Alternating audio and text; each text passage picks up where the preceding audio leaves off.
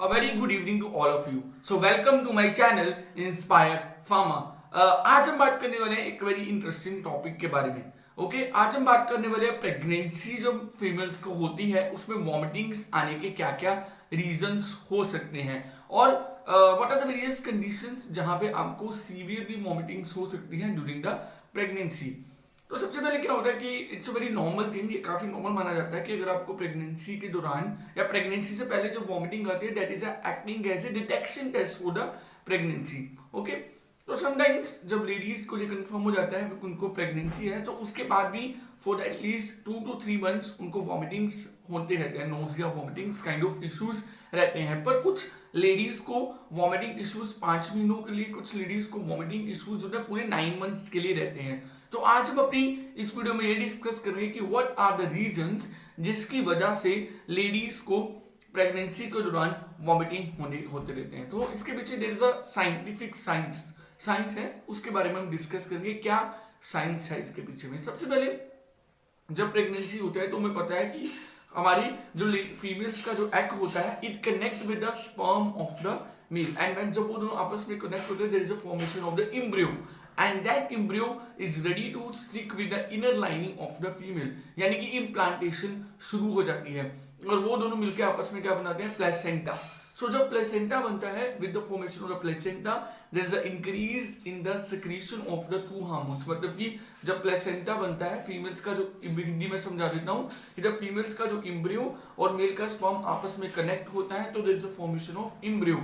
वो एम्ब्रियो जब फीमेल की इनर लाइनिंग के साथ अटैच होना शुरू होता है जिसको बोलते हैं इम्प्लांटेशन, तो वहां पे एम्ब्रियो वहां पे सॉरी प्लेसेंटा की फॉर्मेशन होता है. जैसे ही प्लेसेंटा बनता है फीमेल के बॉडी में 2 हार्मोन्स के लेवल में बढ़ोतरी हो जाती है या increase in the level of the 2 hormones in the female body and the name of 2 hormones is the human gonadotropin hormone जिसको हम HCG बोलते हैं एंड प्रोजेस्टेरोन. अब ये 2 हार्मोन के बढ़ने की वजह से ही लेडीज को वॉमिटिंग और इस तरह के इश्यूज रहते हैं. वो क्यों, ये क्या करते हैं, जो प्रोजेस्टेरोन होता है वो हमारी जो फीमेल की यूटेरस मसल है उसको रिलैक्स कर देता है ताकि प्रेगनेंसी मेंटेन रहे. अब प्रोजेस्टेरोन सिर्फ यूटेरस में नहीं होता है, progesterone is also present in the various other parts of the body. Progesterone is also present in the intestine of the female. So ये क्या करता है, इंटेस्टाइन की मसल्स को भी रिलैक्स कर देता है. अब जब इंटेस्टाइन की मसल्स रिलैक्स हो जाती है तो हमें पता है कि इंटेस्टाइनल मसल जब मूव करती हैं, जब उनकी कॉन्ट्रैक्शन होती है, जब वो कॉन्ट्रैक्ट करती हैं तभी इंटेस्टाइन का जो कंटेंट है वो नीचे मूव होता है. बट जब वो रिलैक्स हो चुकी होती हैं तो फीमेल्स को कॉन्स्टिपेशन की प्रॉब्लम हो जाती है. Okay so this is the one of the reason. उसके अलावा progesterone hormone is also present in the oesophagus and intestine. वहां पे भी वॉल्व होती है, वहां पे भी इस हार्मोन की प्रेजेंस रहती है.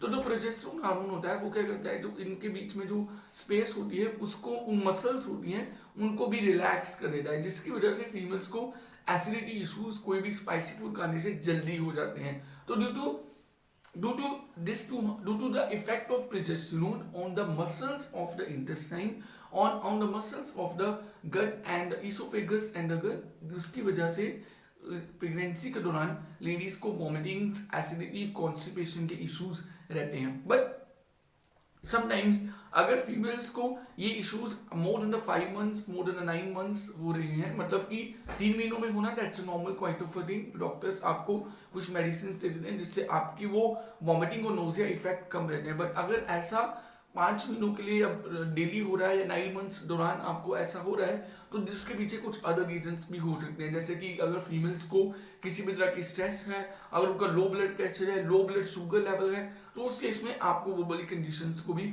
मैनेज करना पड़ेगा. सो मेरी इस वीडियो का मेन मुद्दा यही था कि प्रेगनेंसी के दौरान नॉर्मली साइंटिफिक लॉजिक क्या होता है लेडीज को वॉमिटिंग्स, कॉन्स्टिपेशन और एसिडिटी होने का. अभी नेक्स्ट वीडियो में बात करेंगे कि क्या क्या मेडिकेशंस, क्या क्या मेडिसिन, क्या क्या अदर टेक्निक्स फीमेल्स को बताई जा सकती हैं जिससे वो अपनी प्रेगनेंसी के दौरान अपने वॉमिटिंग इश्यूज को, नोजिया इश्यूज को मैनेज कर सकती हैं. ठीक है, सो आई होप आपको मेरी इस वीडियो से ये साइंटिफिक लॉजिक काफी अच्छे से समझ आया होगा. मैं अपनी नेक्स्ट वीडियो में लेके पेश होऊंगा क्या क्या हम कर सकते हैं. So thank you so much. Like, share and subscribe my official YouTube channel inspire pharma. Thank you.